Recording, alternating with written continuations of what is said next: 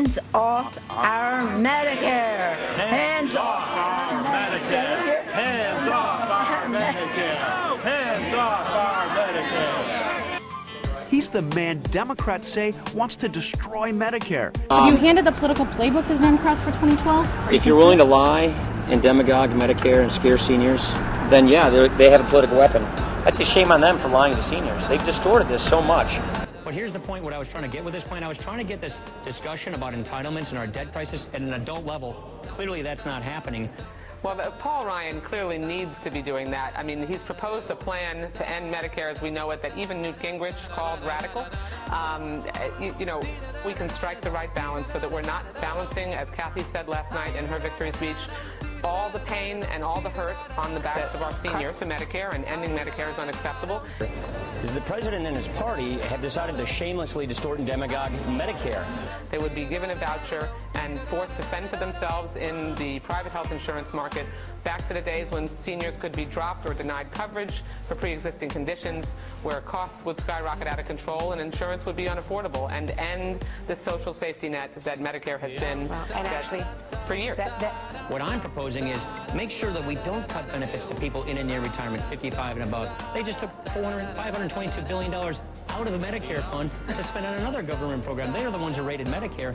What I'm saying is let's get these programs solvent. If we don't fix this debt crisis and get ahead of it, Wolf, we will shred the social safety net that people have counted on. What I'm trying to propose is something responsible. Prevent cuts from hitting current seniors, people near retirement, and then reform these programs for those of us who are under 54 because we know they're going bankrupt, and put them on the path of solvency and sustainability. That's the responsible thing to do. And I'd like to get to an adult level conversation, but apparently we're not having that these days. An adult level conversation. Republicans want to end Medicare. You heard right. Republicans actually voted to abolish Medicare for future generations, one of the most important programs for seniors. America's seniors have relied on Medicare for over 40 years, and Democrats are working to strengthen Medicare. But the plain truth is, Republicans have opposed Medicare from the start. Their leaders have called for cutting Medicare and now for killing it. The Republican Party, no friend of seniors. The Democratic National Committee is responsible for the content of this advertising. Hey, Paul Ryan. How are you? Yeah, I'm doing great. It's good to see you. Good to see you too. I'm glad we won this race in New York, but I hope the Democrats don't use it as an excuse to do nothing. My guess is it's going to sink into paralysis is what's going to happen. And you know the math. I mean, it's just we knew we were putting ourselves out there, but you got to start this. You got to get out there. You got to get this thing moving. You don't want to talk about it? Yeah, I'll give you a call. Great, thanks. They're going to run these attack ads at us regardless. This is a time for leaders to be leaders. Presidential candidate. This is not the time to be worried about political careers. What if you lose your house seat? Sincerely, I will be fine if I lose my house seat, because you know what? I will know I did what I thought was right to save this country from fiscal ruin. So I applaud Congressman Ryan for making a suggestion, but I think on the merits it doesn't work. And that's really what I hope the lesson that we'll draw from the New York election, not that we can't talk about Medicare and we have to tippy-toe around, because we have got to have a system that brings health costs in line with our competitors. Hands off our Medicare! Hands off our Medicare! It says that 10 years from now, if you're a 65-year-old who's eligible for Medicare, you should have to pay nearly $6,400 more than you would today. It says instead of guaranteed health care, you will get a voucher.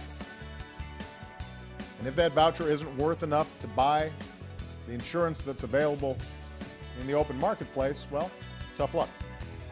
You're on your own. The president himself knows that that's not true. Patients will have the freedom of choice from a list of guaranteed coverage options, the same kind of system members of Congress enjoy today. And insurance providers competing for patients' business will look to lower costs and increase quality for their services, the way it always works when the consumer is in charge. Our plan also ensures lower income seniors and those with greater healthcare risks will receive greater support, while wealthy seniors receive less. The urgent need to reform Medicare and the president's misguided approach have left us with a serious question to ask. Who should be making healthcare decisions for you and your family? A government monopoly and a panel of bureaucrats in Washington, D.C., or you? But the plain truth is, Republicans have opposed Medicare from the start. Their leaders have called for cutting Medicare and now for killing it. The Republican Party, no friend of seniors. The Democratic National Committee is responsible for the content of this advertising.